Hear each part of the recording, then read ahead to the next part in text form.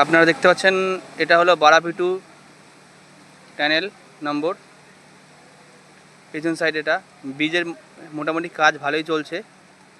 আর আমরা এসছি এখন ইনক্লোমিটার রিডিং উঠাতে। এই বৃষ্টির সময় আমরা ইনক্লোমিটার রিডিং উঠাতে এসছি। দেখতে পাচ্ছেন রিডিং উঠাচ্ছে আমাদের স্যার। সামনে কাজ চলছে ব্রিজের। আপনারা দেখতে পাচ্ছেন যে শ্রমিক ভাইরা কীভাবে পরিশ্রম করে বৃষ্টির দিনে রেনকোট পরে কাজ করছে। আর ব্রিজের কাজও এদিকে চলছে। আর ওটা দেখতে পাচ্ছেন আপনারা টানেল নম্বর 13, ওদিকেও সার্ভের কাজ চলছে ব্রিজের। আর এদিক থেকে সেই দূর থেকে আমাদের তিস্তা নদীটা দেখা যাচ্ছে।